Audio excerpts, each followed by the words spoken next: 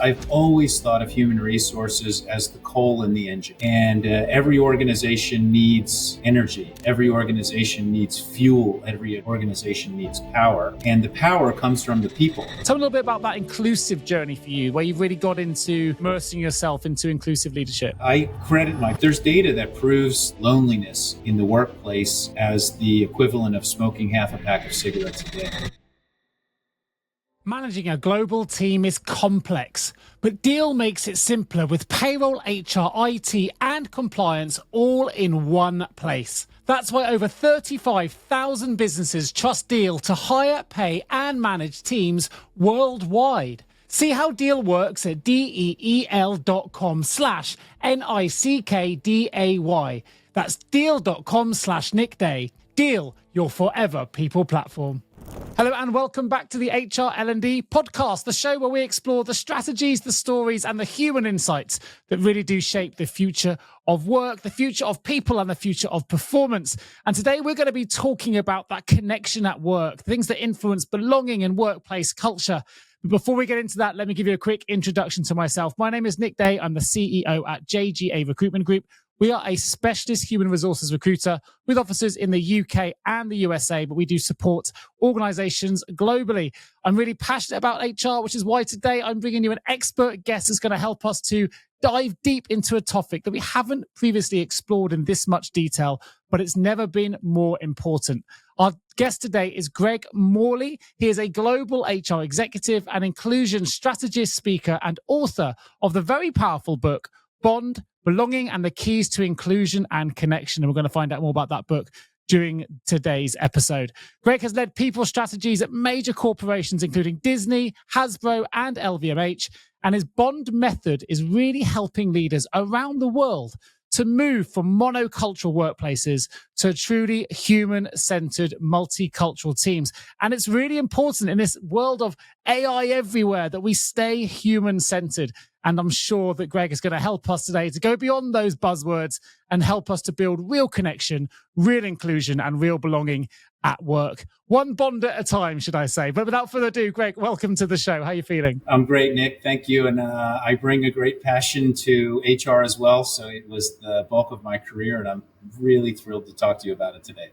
Really thrilled to have you on the show. Obviously, you're joining us from Paris today, which I didn't realize that's where you're based, a wonderful part of the world.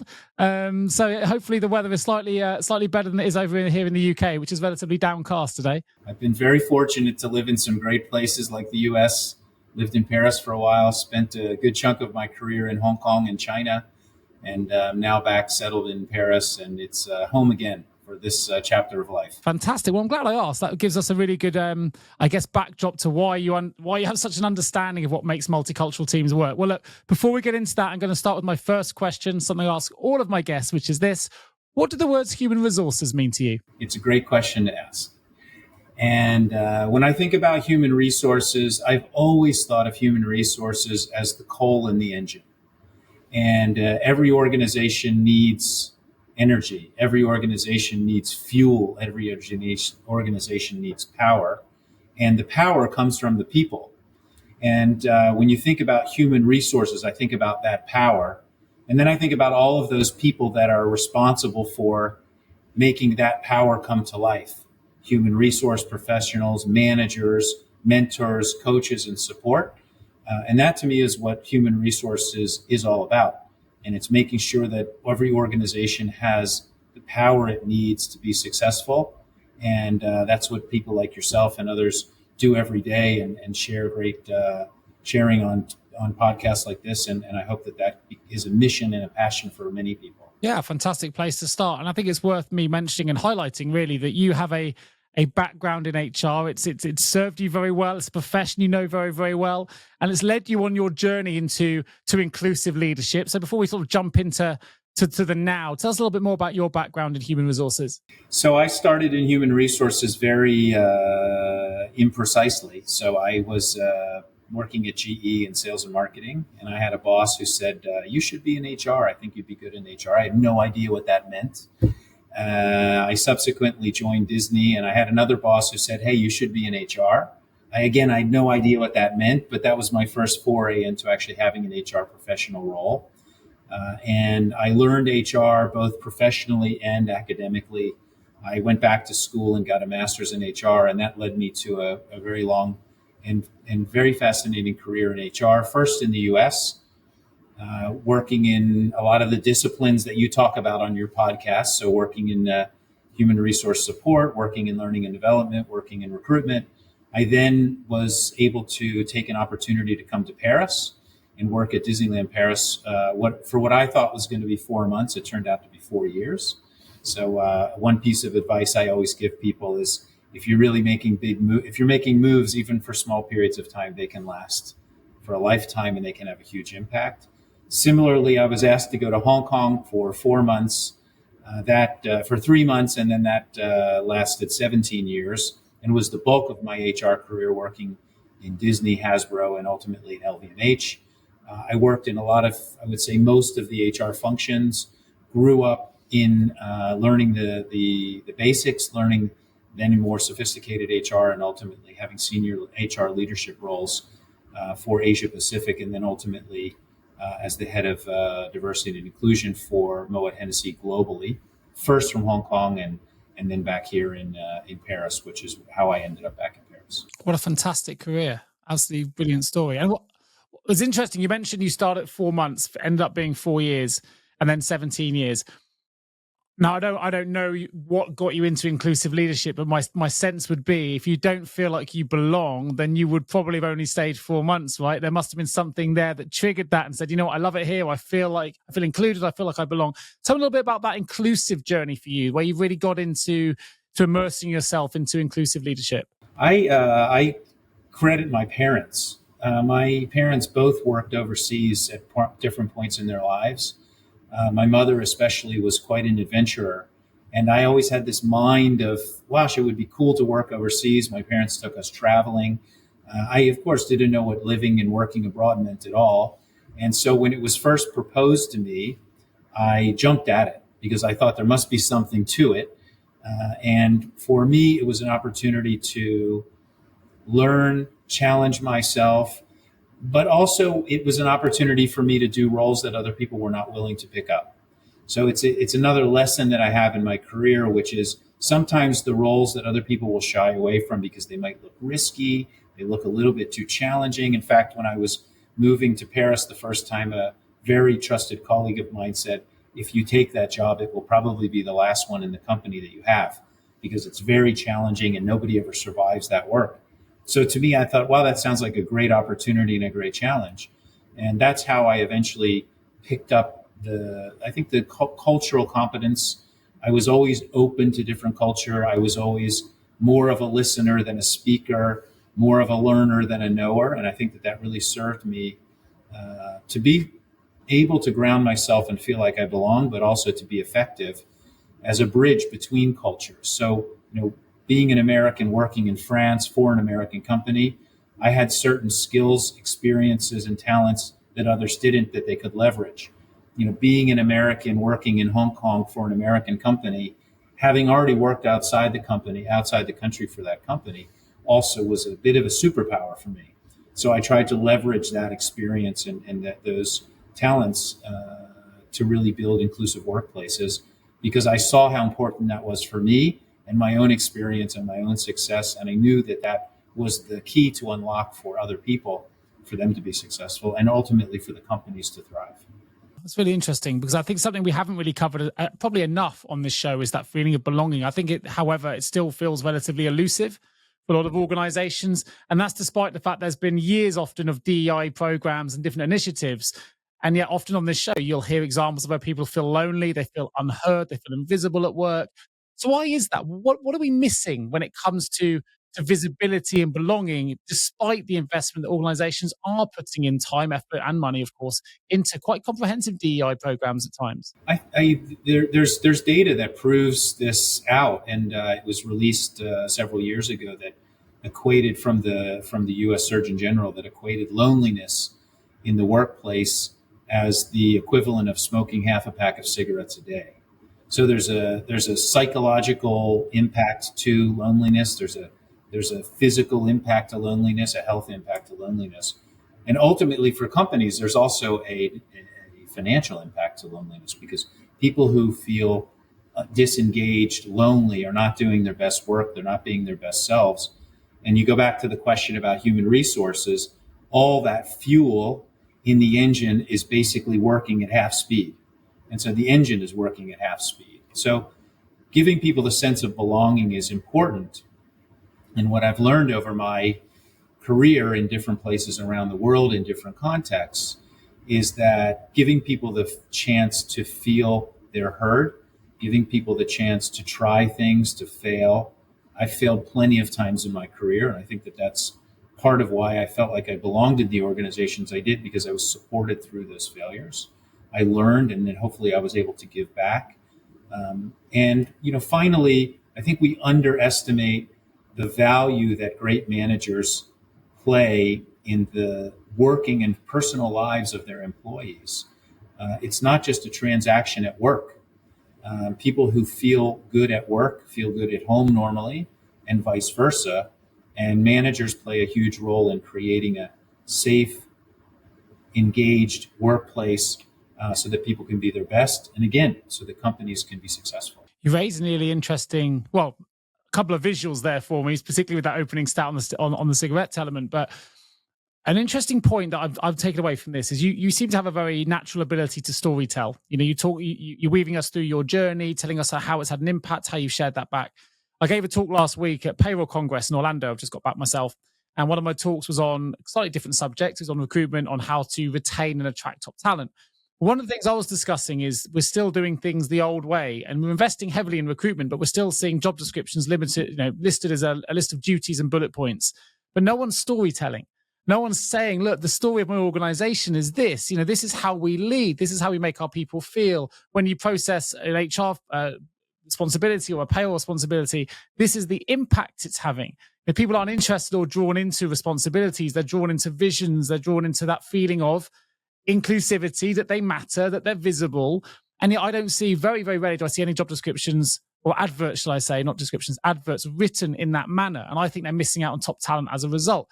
But you seem to have a natural ability to do that. Do you think there's a gap, and maybe there is a gap, in internal communications in the way we get our employees to feel like they're included, to feel like they belong, by not doing enough of that storytelling element?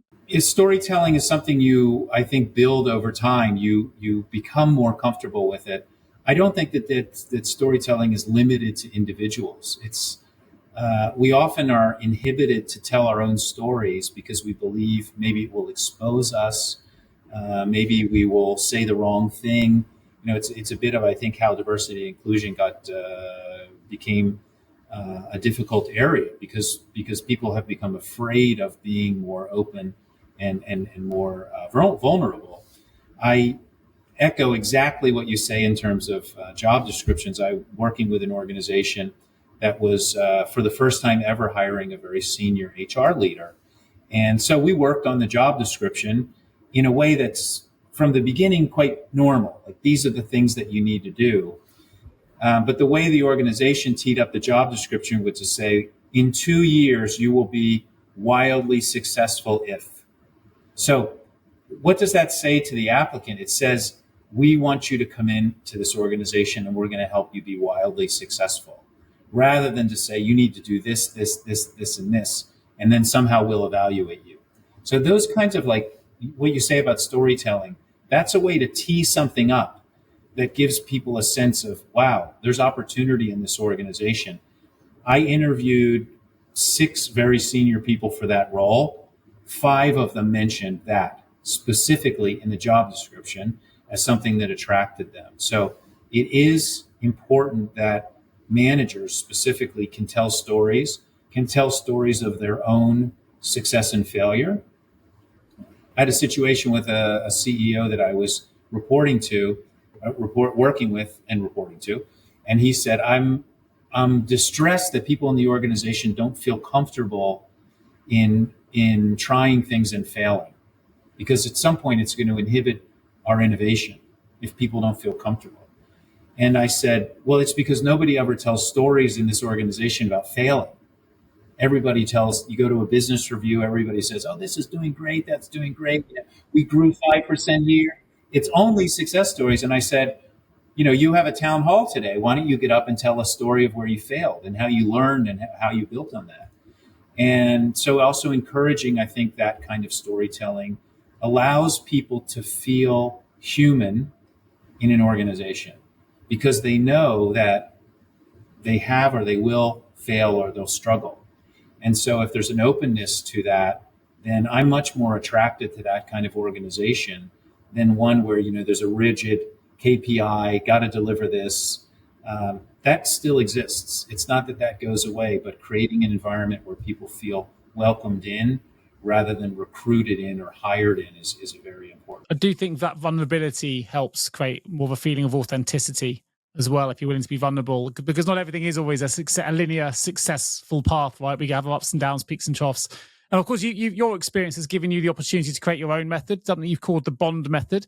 It's a framework that can really help HR and L&D leaders to improve their feelings of inclusion and belonging within organizations. And it's something they can apply, if I understand it, pretty much immediately. So tell us a little bit more about the Bond method. So I wrote this book called Bond, The Keys to Inclusion and Connection. And when I wrote the book, I had these ideas in my mind about what I thought created inclusive environments, but I didn't really have a method.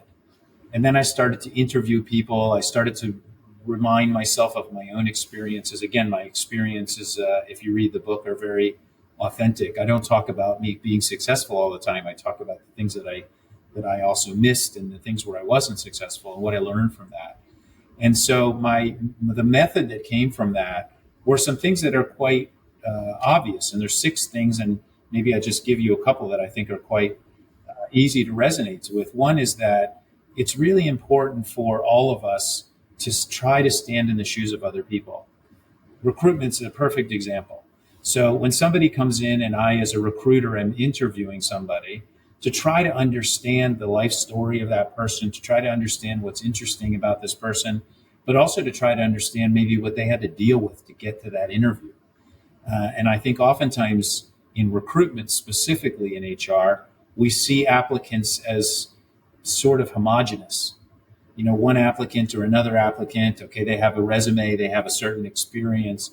And I think it's really important for us as professionals, as leaders and managers, to understand and try to put ourselves in the perspective of the people we serve.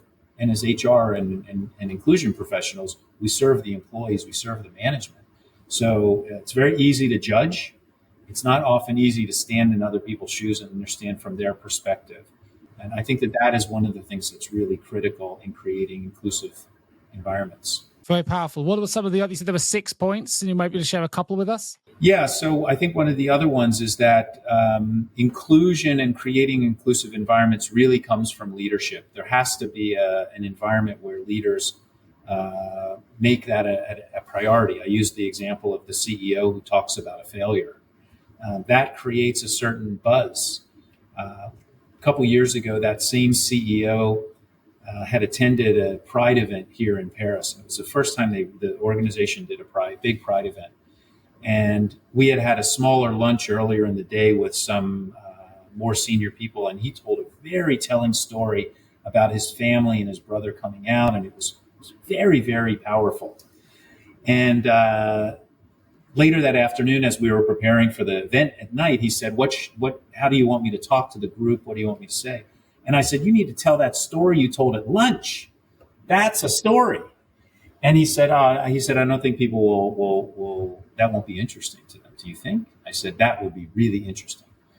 So we're in a group of 150 people. He tells this same very compelling story about his family and then why it's important to the company and why it's important to humanity. I mean, it was really that kind of speech. I was at the Pride Parade, which LVMH participated in like 2 weeks later. And one of my colleagues from another company within the company came up to me and he said, hey, I heard your CEO told this story. Now, he wasn't even there, but the power of that story and the power of a leader sharing that story went well beyond the confines of even the organization he was in. And so there's an important role that leaders play. And it doesn't have to just be the CEO. As I was talking to somebody yesterday, I said, you manage 2 people. you are their leader. They don't see somebody in another country. They see you. So if you can create an environment where you're listening to them, where you're engaging them, then you are the leader. And so this role that leaders play is important in terms of creating an environment where people feel comfortable, they can take risk, they feel like work is a safe place. I think that is super critical for anybody to do their best. And it's a really good example of that human-centered leadership, and not meaning to bring everything back to recruitment, but we know that one of probably the biggest reason people leave an organization is due to them not losing belief or feeling disenfranchised or disconnected either to the culture of the organization or to the leadership themselves.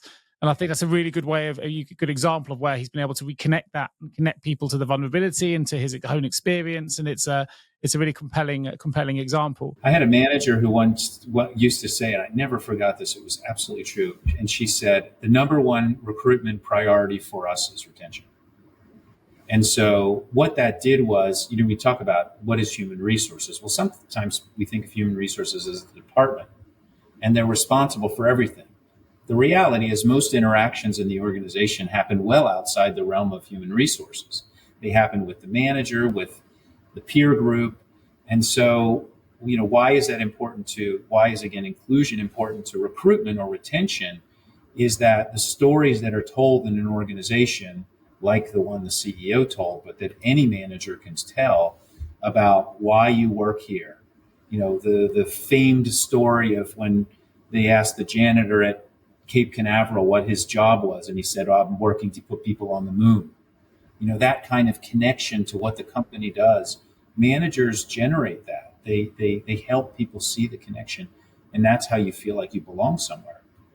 You said earlier in the show as well, when I brought up the example of storytelling at the start, you said often it takes time to create a story. Well, of course, the more retention you have, the longer people are there for, the more people are prepared often to be more vulnerable to share their stories. You're not necessarily going to share that story. That CEO is not going to share that story necessarily on day one of joining an organization as CEO. It takes time. It takes trust and brand trust. I've had Stephen Covey on the show, talks very openly about trust leading to inspiration. And I think that's a really interesting element as well. The retention is way more valuable than just the cost of hiring new staff. It's all the things that come with retention, building that culture, building that brand, building that level of trust. Now, I know that I mentioned in my introduction that you are very skilled in moving organizations from monocultures to multicultural mindsets and multicultural environments. And I think that's really important in an era of globalization. Companies now may be monocultural in essence, but tomorrow there could be a merger, acquisition, or something that changes that company overnight. Tell me a little bit more about how we can help organizations move from that monocultural mindset to a multicultural one. It's a great question, and it helps to think about the word diversity beyond the labeling. And that was really one of the things that why I was inspired to write my book, is I felt like diversity and inclusion was becoming a discussion on the margins of people that were violently opposed and people were violently supportive. And there's this whole group of people in the middle who were sort of thinking like, is this something that matters to me? And the reality is that in global organizations, being culturally competent matters. So if you are trying to build your market, I take Disney as a perfect example. Disney takes an American product and opens a theme park in Paris. And, the stories are well known about how poorly it went in the beginning. Most of them were not business issues. They were culture issues that created business issues. So then, 20 years later, Disney opens a theme park in Hong Kong. And while I would say there were less culture issues, there were still culture issues. And it took until the company finally opened a theme park in China to have brought all of this decades of learning of cross-cultural, guest behavior, employee behavior, to really have figured it out. And of course, you're figuring it out every day. And when we talk about why is this kind of cross-cultural way of working important, is that, there's a continuum of the way of how people think about diversity. And I don't take diversity in terms of, again, the labeling. I take diversity in the terms of how people interact with difference. So I'm an American, you're from the UK. We already have some difference, but we also have some commonality. We work in the HR space, and we're on this podcast, and we're sitting in Europe. So we can start to find some commonalities. The magic in business is to figure out how the difference that you and I bring, we can leverage to then, again, create that fuel in the organization so that the organization does better. If we all had the same way of thinking and the same way of applying, then innovation and creativity is almost impossible. It's also difficult for you and I, if we were both from the same school, grew up on the same street, went to the same school, worked in the same organization. It's very difficult for us to spot risk. And so organizations that have people who come from different perspectives, whatever those perspectives are, and then can help those people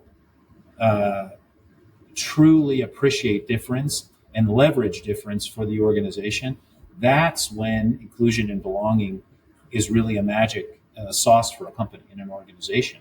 And when I use that example of Disney, I saw that over the trajectory of that time, that the organization got very good by the time they opened a theme park in China, of really understanding how to leverage the uniqueness of individuals, whether they came from the US or Europe or somewhere in China, to create a great experience for customers, ultimately meaning that the company was much more successful financially. HR leaders. I'm Nick Day, host of this podcast, but also founder of JGA Recruitment Group. And here's what I hear every week from top HR leaders. They say, Nick, we can't find the talent. It's our biggest challenge. And when we do, we can't retain them. Well, that's where we come in. At JGA, we specialize in HR recruitment and only HR recruitment. From executive search assignments placing CHROs, to contingency hires finding HR pros, to global HR transformational contract placements, and every people role in between. Across every vertical and at every single level, we know where the top people are, what motivates them, and most importantly, how to get them excited about your opportunity, even if they're not actively looking. With engagement rates over 90%, we don't rely on job boards. We rely on relationships. We place fast, we place right, and we do it in a way that reflects your brand, your values, and your goals. So if you're building a strategic HR function, please don't leave it to chance. Visit jjrecruitment.com or reach out to me directly, and let's build the future of work together. It's also another great example of learning through failure, right? So you said it, they were marginally better in Hong Kong, and they're even better when they went to China. You learn from your mistakes and you reapply.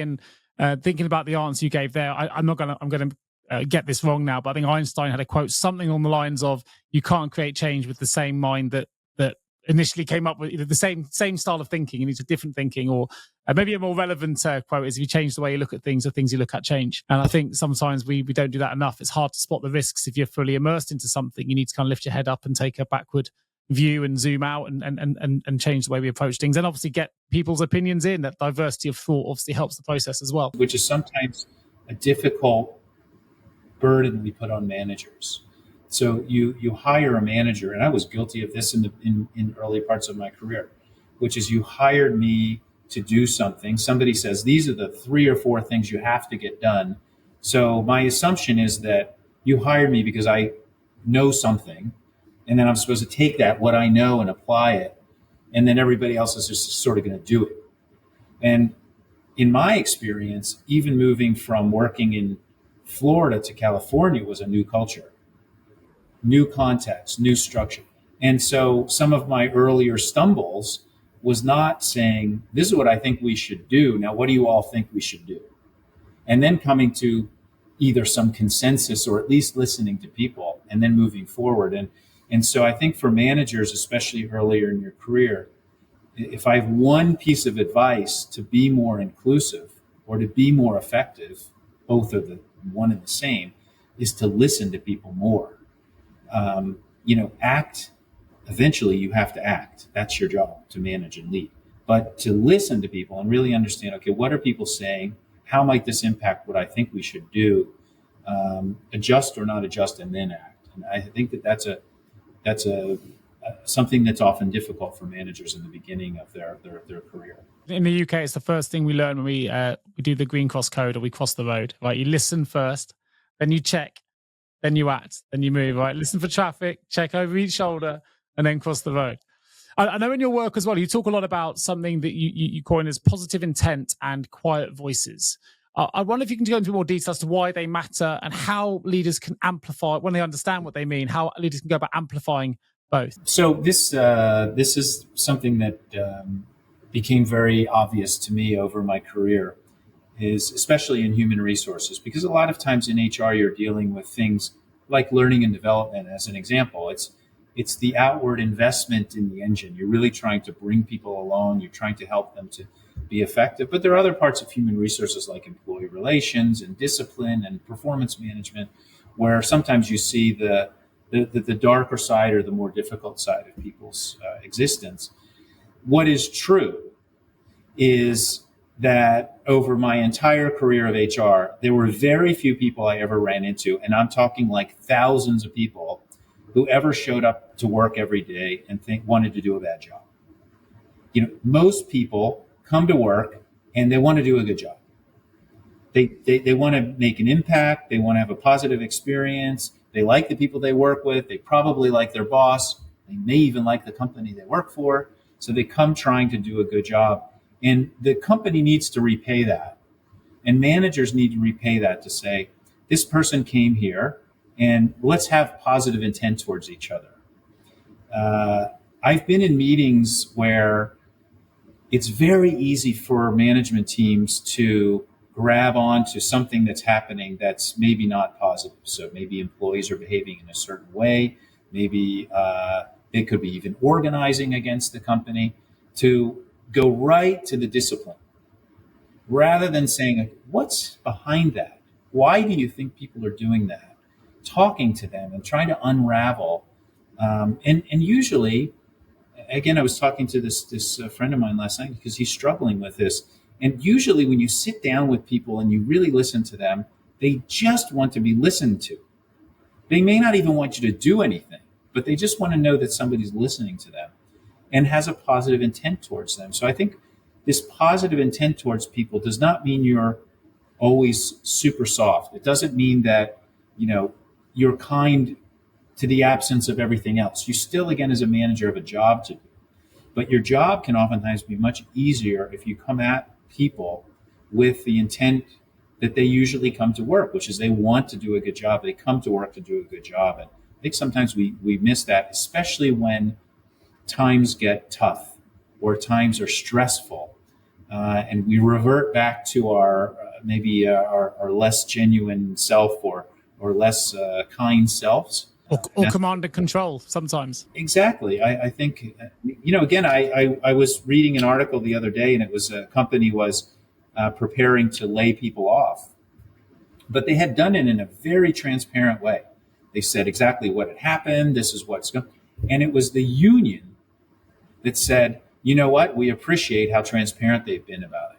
Now, that doesn't mean it's going to be smooth, but it does show that the company is trying to be transparent to people. I'm sure they will be supportive of people as best they can, but ultimately they have to take decisions to run a business. And I think that kind of approach goes a long way in running successful businesses, and ultimately, back to the point of recruitment or retention, building cultures that people want to be associated with. Let's stay on that subject of culture then just for a moment, because you have worked with some huge brands. You mentioned Disney a couple of times, LVMH, I think Hasbro was in there as well. And you've been able to work with organizations where the culture really lasts. What separates companies then from cultures that really do transform from those that just perform? And I think there is a difference between the two, but I'd like to get your take. I would first say that those companies are rooted in values. So the company stands for something. Disney's probably the most obvious, because most people can imagine themselves as a kid in a Disney theme park, or they can imagine themselves in a Disney movie. They can imagine themselves dressing up as a prince or a princess on Halloween. So you know what it feels like, and you know what the values of the company are. And if the organization is wise, like these three companies you mentioned, then those values are part of the working experience there as well. So people know that that transcends the front of the house and the back of the house, so to speak. So I think that that's an important thing. The second thing is that managers, again, leaders are promoted and valued for building strong culture and positive culture. So where I've seen in my recent roles where we had managers who were not doing that, these companies would deal with that right away. They would not let them linger on. And where they did, it had an ultimately very negative consequence. So it's important that companies have values and they talk about the values. They really talk about the values. They talk about the behavior behind the values. And then they hold people accountable to those, whether they're the managers or the employees. And ultimately, that's how those three companies, as an example, ultimately thrive. I was at an organization a couple weeks ago, and it's just like, there's nothing that feels better than being in an organization that you can feel as a winner. So I walked into this company, and the event was an event about women empowerment in the business. And the business is the drinks industry, which is a difficult place sometimes for women to be successful. So I walked into this organization. I was like, wow, you can just feel the energy in this place. You don't even talk to anybody. You just feel it. And here was an organization that was hosting an event about women empowerment, and half of the people in the room were men. So it wasn't women talking to women about women empowerment. It was the whole organization. And that organization has a culture that comes from the top of the organization and goes all throughout that has said that this kind of culture is important to us. Why is that important to people like us in HR? It's because that's the kind of company I want to recruit for. Because I know that the best people are going to be attracted to that kind of company. And the people that work in that company are going to refer their friends, their former colleagues, but the good ones, not the bad ones, because they know what kind of organization that is. And that strong culture like that, that's leader driven, but the employees are bought in, is very powerful. It's very strong. And it has a sustainability to business success that's I think unparalleled with any of the other inputs that go into making a successful business. A question comes to mind, and this might be slightly antagonistic, so I'll be interested to get your take. And it's based on what a previous guest I had on the show said to me that maybe challenged my thinking a little bit. And the individual, Jeff Waldo, I think it was, had on the show. I have to double remind myself who it was that said it, but they said that, Nick, companies can't have values. They're a thing. People have values, not companies. And it's the first time I've ever heard that said, because I've talked a lot on this show and you mentioned it there. It's about the values the company have. Even in my own organization, I've said my JGA's values are, these things. And he said, Nick, he said it's absurd to think that your company can have values. It's the people that have them. So I wonder if you can just unpick your side of that. And I'm sure you understand where he's coming from, because I can understand the context. But whether we can just... I heard it's a great perspective, and it actually makes me think maybe the wording it should be changed. Somebody said to me not that long ago, or I read this somewhere, and it said, because there's so much talk about values, and the person said, is it really important that a bottle of mayonnaise has values? Like, does mayonnaise need values? So that's, I think, like, okay, that you can talk about the absurdity of using values.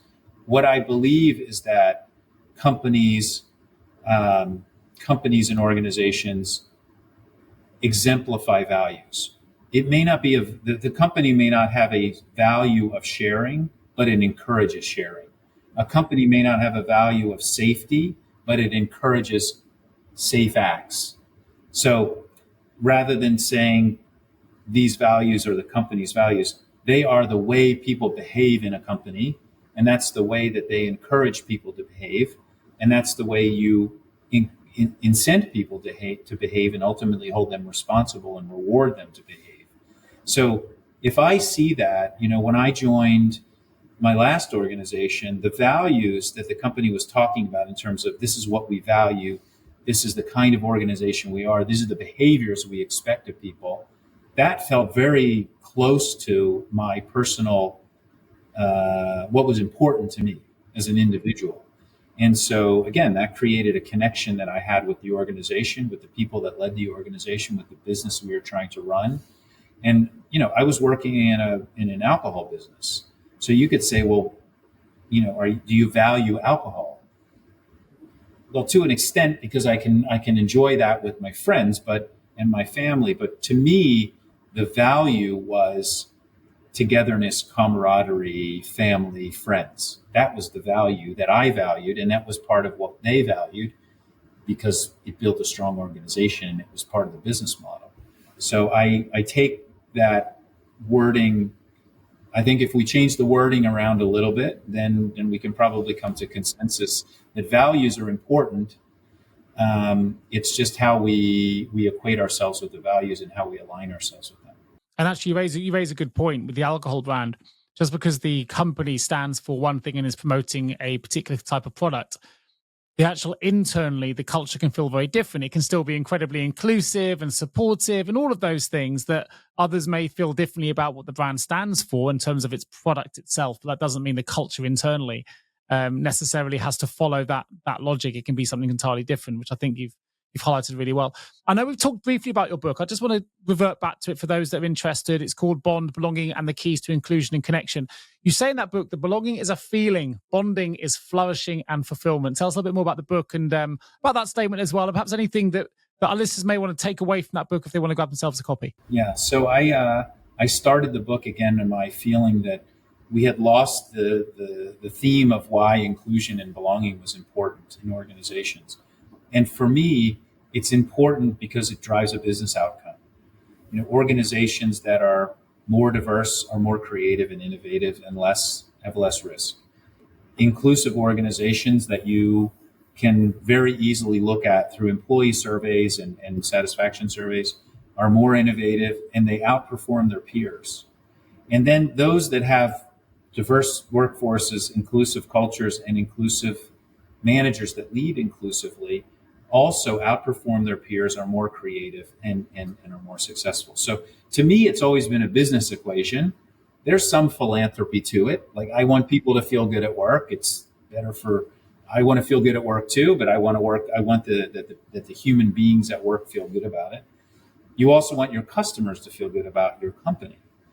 And the final thing is that in a very competitive talent marketplace, it's important for organizations to have a competitive advantage. And oftentimes the competitive advantage is these things that people are drawn to the organization. They feel something in the organization. So when I wrote the book, I wanted to tell that story. And so I did it very much through stories as I'm interacting with you today. And I drew from stories of my own experience, again, things that I had really gone sideways on and other things that I think were successful. And I invited other people to participate in the book and tell their stories as well. And I hope what it is a very approachable read that somebody can look at and say, okay, there's some things that I take away from it. When people read it and they give me feedback, they say, wow, that was really easy. You demystified the words. You really made it approachable, and it's something I can act on. So that's what I wanted. And I wanted to help shape the conversation in a different direction than I believe it's gone. Frankly, I could care less what words you use. Diversity, culture, inclusion, belonging. It's important that we go back to where we started, which is that people feel like they belong somewhere. I know I feel more comfortable in a neighborhood where I know people.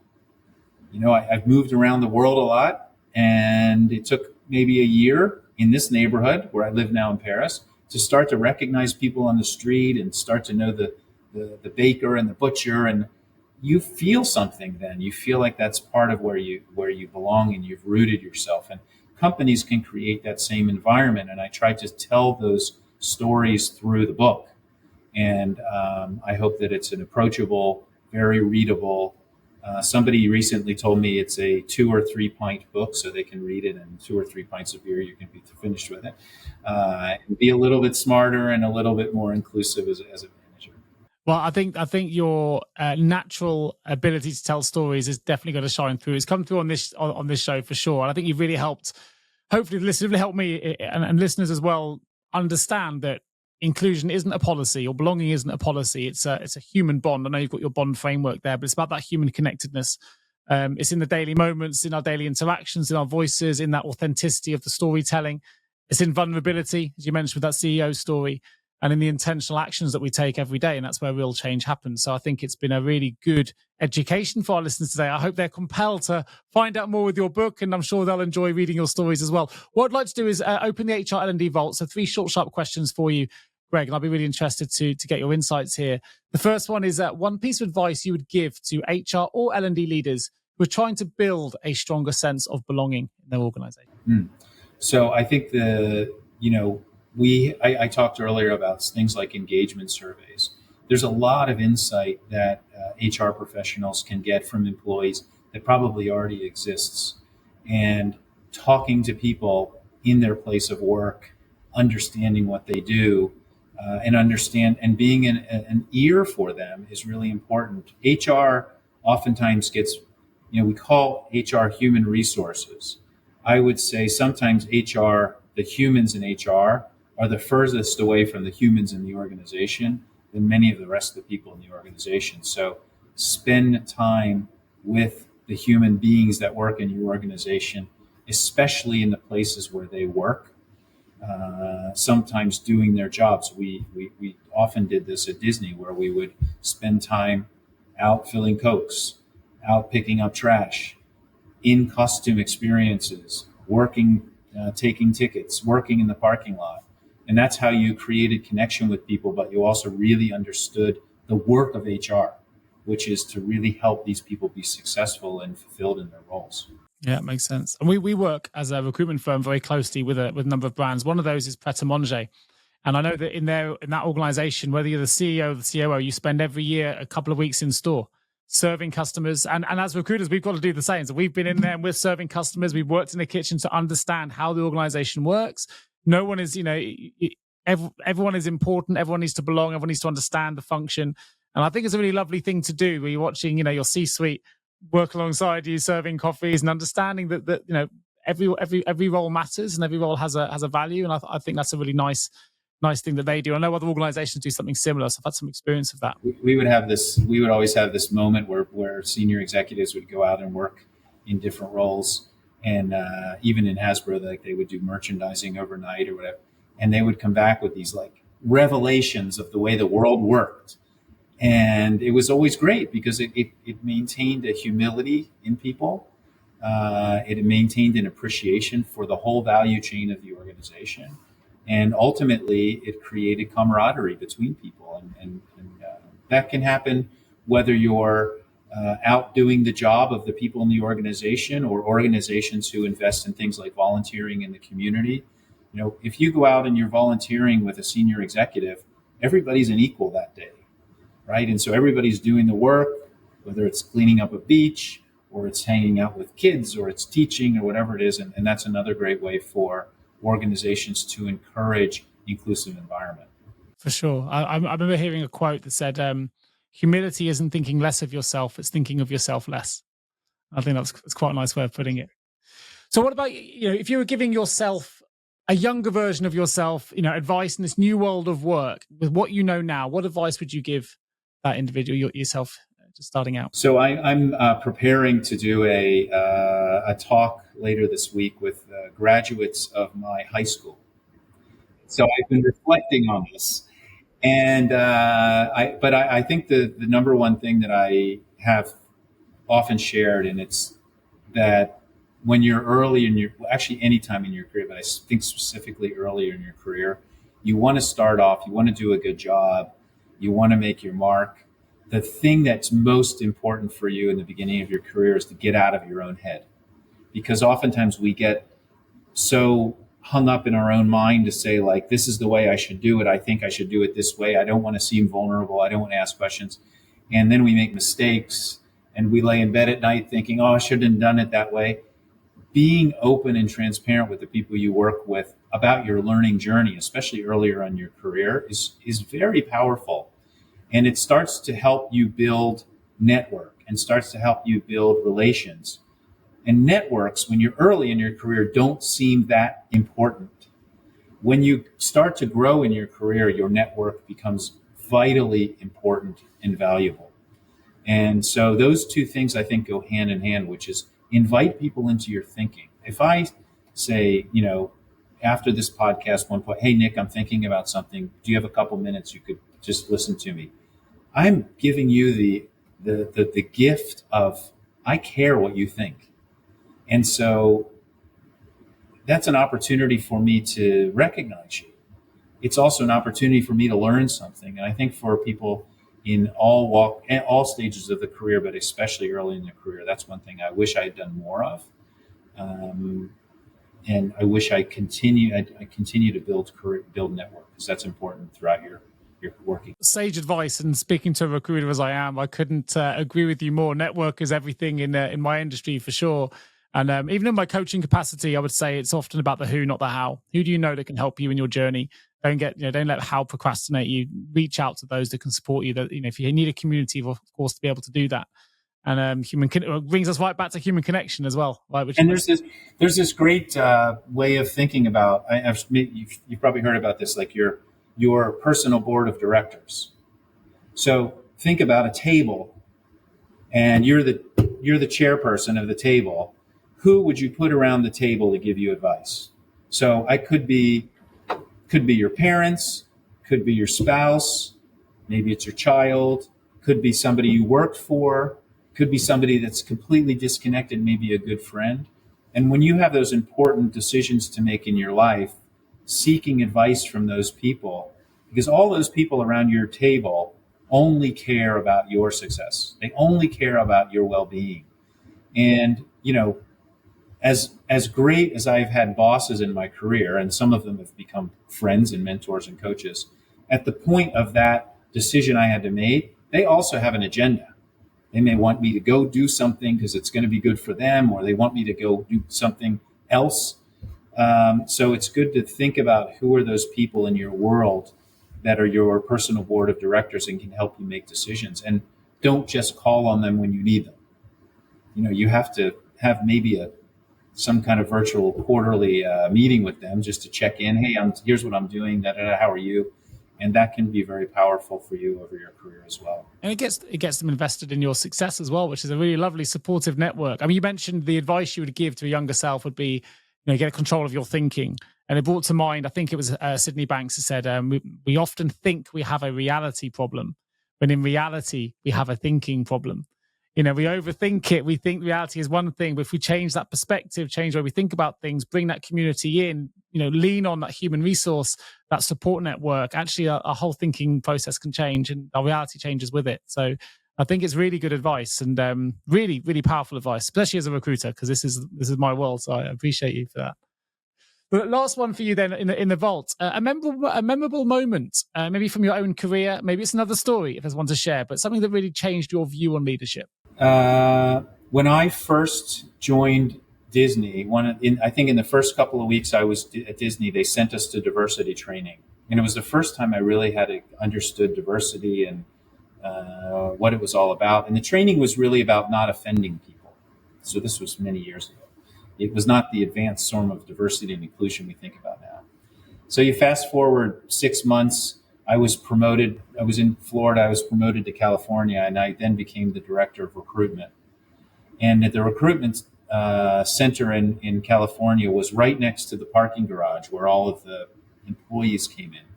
So you had applicants from the applicant park lot, and then hundreds of employees who would come in from into the main entrance. Well, I arrived one morning and it was Christmas. They had decorated the casting center for Christmas. The casting center is a recruitment center, and it was beautiful. And the first question I asked the operations person on my team was, do we have any other celebrations? Do we recognize Hanukkah, or do we recognize things like Kwanzaa, anything else? And they looked at me like, you're crazy. I don't understand what you're asking, even the question. And so, because I had been to this training, which was don't exclude people. And so I deliberated and I debated, and I think, what's the right thing to do? So I called the facilities people and I said, can we, get some other decoration in? And they said, no, it's too late. this was like almost the third week of December or something. And they said, the only thing you can do, and I said, well, can you take it out? Can you take the Christmas stuff out? And they said, yeah, we can take the Christmas stuff out. So I said, please take the Christmas stuff out because I don't want to alienate the other applicants who come in who don't celebrate Christmas.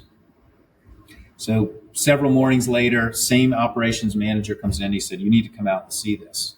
And what it was basically the desecration of Christmas. They had taken all of the Christmas decorations out of the casting center during like the peak rush hour. So you've got employees coming in, you've got my team standing behind me, you've got Christmas balls crashing all over the place. And it was really horrifying. Because everybody looked at me like I was some kind of, awful, the Grinch that stole Christmas. And in reflection and in discussion with my team, of course, afterwards, I realized that you don't build inclusion by taking things away from people. You build inclusion by adding things to the experience. So my view was, let's make everybody equal. Let's put everybody on an equal. And in fact, what I did was I sort of ruined Christmas for people that appreciated Christmas rather than valuing the other people, which we could have done over time. And so that also reminded me that I should have had a lot more conversation with my team in advance of doing anything like that. I really should have listened. But in my mind, I was trying to do the right thing.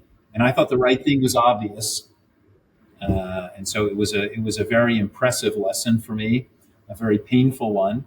But one that I try to reflect on when we get to those moments of decision to say, okay, have I talked to people? Do I really understand the situation? Have I gotten enough input?